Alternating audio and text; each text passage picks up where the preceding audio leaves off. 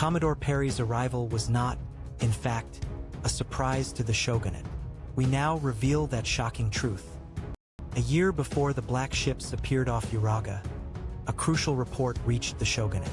However, hidden within this were international intrigues that confounded the shogunate and conflicting intentions. Why couldn't the shogunate fully leverage this critical information? Why was the shogunate's reaction perceived as a sudden event? Who first delivered the warning? And why did this crucial information disappear from the historical record? Now, let's delve into the hidden truth of Commodore Perry's arrival, long concealed by the shogunate. This feature will also detail how the intelligence was conveyed and what became of it. During the Edo period, Japan maintained a strict policy of national isolation, severely restricting all foreign interaction. However, the sole exception was the Netherlands. Limited trade was permitted via Dejima in Nagasaki. Annually, the Dutch factory submitted what was known as the Dutch Reports, or Fusetsugaki, to the Nagasaki magistrate. These documents contained vital global intelligence, particularly on the southward expansion policies of Russia and Britain. Then, in 1852, the decisive intelligence finally arrived, a report from the Dutch factory chief, J.H. Donker Curtius. He reported in detail that the American East India Squadron was preparing to set sail for Japan. Commodore Perry's name, the purpose of his mission, and even the scale of his fleet were specifically conveyed. This intelligence was immediately reported from Nagasaki to Edo, passed from the Omsuk to the Roju. The shogunate's central administration thus knew, precisely, a full year in advance, that the black ships were coming.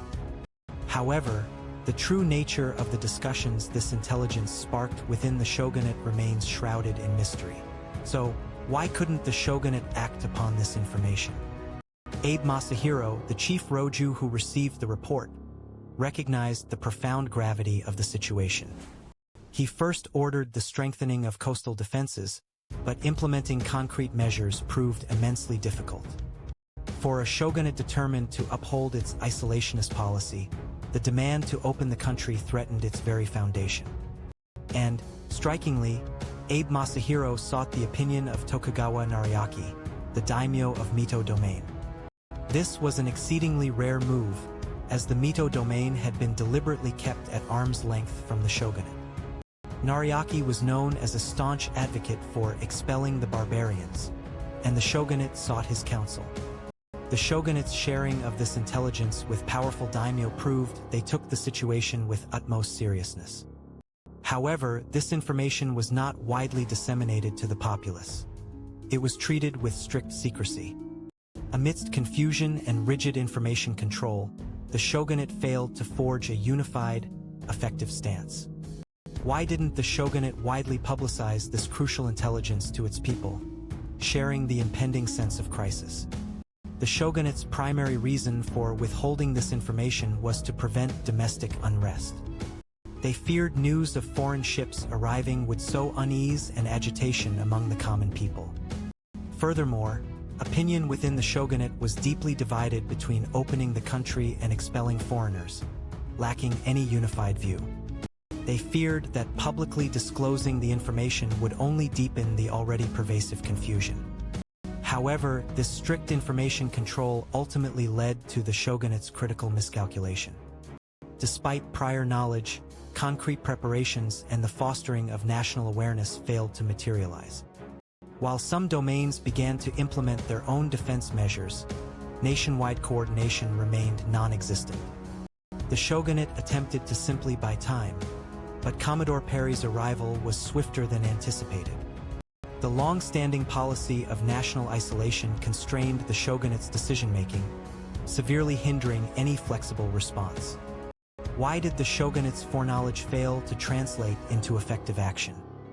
On July 8, 1853, four black ships, including Commodore Perry's steamship, Susquehanna, appeared off Uraga. Their massive hulls and intimidating presence profoundly shocked the populace. They were truly the steamships that awoke Japan from its peaceful slumber.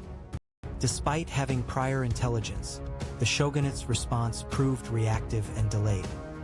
Commodore Perry aggressively pressed for the opening of the country, and negotiations proved immensely difficult.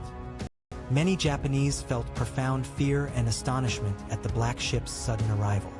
For them, this was the true surprise attack.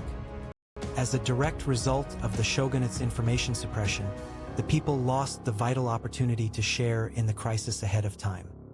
Even if the shogunate possessed foreknowledge, that information was meaningless if it failed to translate into action. The arrival of these black ships marked a pivotal turning point that profoundly altered the course of Japanese history. The shogunate's agony lay in its inability to implement effective measures, despite its prior knowledge. What, then, did the shogunate's grasp of the "it wasn't a surprise" truth ultimately achieve? Why was the shogunate's response perceived as a surprise? It was due to strict information control and the non-disclosure of intelligence to the public. Who first conveyed the intelligence? Dutch factory chief Donker Curtius was the crucial informant. And why did this information vanish from history? It was a calculated decision to maintain the shogunate's authority and prevent domestic turmoil. Commodore Perry's arrival, while appearing sudden on the surface, concealed a meticulous information war unfolding behind the scenes. The fact that the shogunate possessed full foreknowledge may well be a story that profoundly deepens our interpretation of history. History still hides untold stories. Subscribe for more forgotten history.